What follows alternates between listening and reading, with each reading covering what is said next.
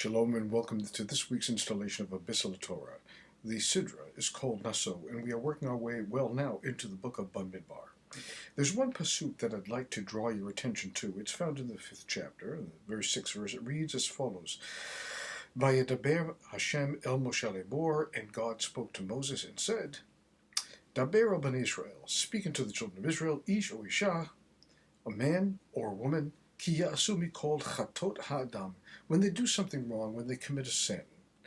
And there are 2 points that are very elegantly spoken about by some of the greatest expositors of the text that I'd like to draw your attention to. One of them is that it says, ki yachatu, when a man or a woman will fall sin. Not if, but when. And this is a very important thing to know because we have very high expectations, sometimes of ourselves, and more times than not, we have expectations that are very high set of others. We expect everybody else to treat us with great dignity. We expect everyone else to move out of our way when we're walking down the street or in an aisle of a supermarket.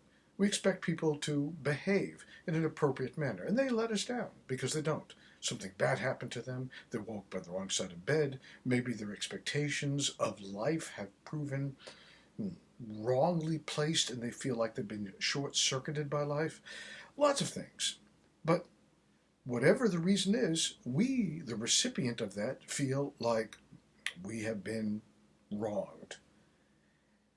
Everybody goes through this in life. That's why it says ki yaseh, when a man or a woman shall sin. We all fall short. We're human. And it means that we should have expectations not only of ourselves of being human and letting go of the things that others have done that have harmed us, but also letting go of the things that we have done where we have harmed other people too. It's a two-way street. Self-forgiveness and forgiveness of others walk hand in hand.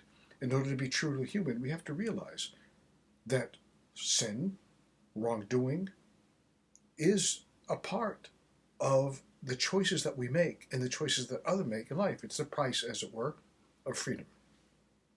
Second point that I want to make is equally important because this is said by Chizkuni, again, one of the great interpreters of the text, who says, when a person sins, a man or woman sins, they're not only sinning against another human being, they're also sinning against God. For everything is connected in the universe, high and low, right and left. No matter where we are, everything is interconnected. When we sin against God, we are sinning against ourselves, and we're probably hurting other people at the same time who are viewing what we're doing. And certainly, as Chizkuni points out, when we sin against people, we are also sinning against God because they too are creations of the Master of the universe. And so therefore everything falls into these 2 powerful ideas found in this one pasuk.